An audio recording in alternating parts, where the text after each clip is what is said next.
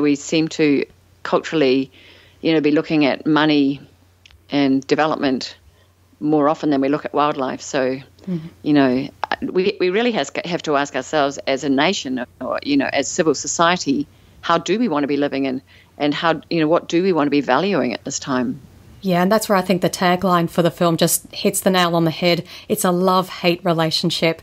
And, I mean, we're sitting here and as we were watching the film, we were just feeling completely guilty because many, many years ago, before we were vegan, we ate all kinds of animals, including, I remember we did eat kangaroo once. I think it was Luca's 21st birthday. Yeah. We went to a nice, quote-unquote, restaurant, and, it was a treat. It was something exotic, and we wanted to have that experience.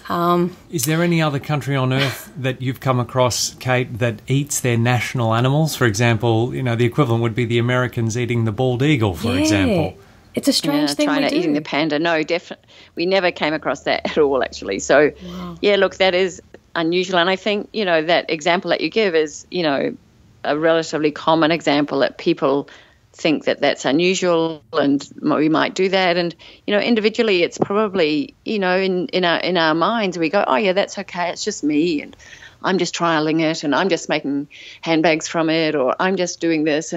But, when we think of that being an export product and the whole world starting to do that, then you look at numbers like fishing, for example, when you see people fishing off the wharf, of course that's, not going to cut into stocks and one or two people aren't going to cut into stocks. But as you know, like with the fishing industry, the quote, it's quoted up to its eyeballs yet, the fish stocks in every sea apparently are just, shattering and, there's a lot of concern for how that's going to affect us. So it seems as human beings and as, kind of capitalist growing countries, we get confused as to where our values lie and,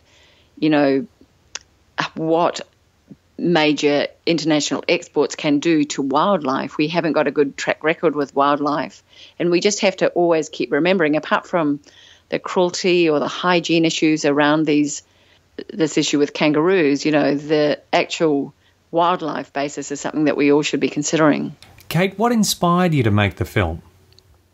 Well, we just love kangaroos. We just think they're awesome, which I think a lot of people do. They're so unusual.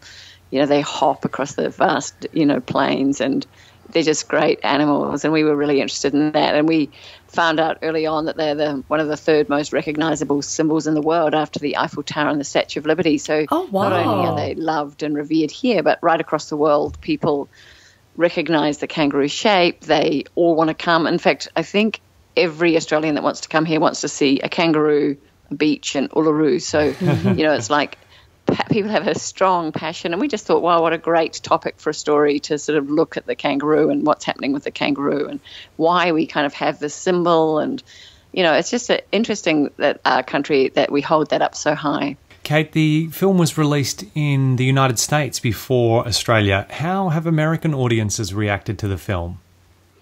Well, it was interesting the way it worked out that America came up first for distribution. So we travelled over there and were nervously putting an Australian documentary up for, for review and for audiences over there. And we opened in New York and were super, thrilled to get a great review from the New York Times, the LA Times, Variety, and just the Village Voice, all these papers over there that really thought the film, exposed this treatment of kangaroos in Australia.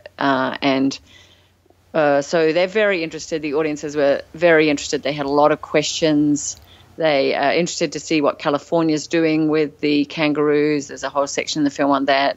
They have no idea that kangaroos in their pet food. They've got no idea that kangaroos in their soccer boots. They just, they just felt like it had just sort of slipped in under the radar, and they didn't know what they were eating or doing or using.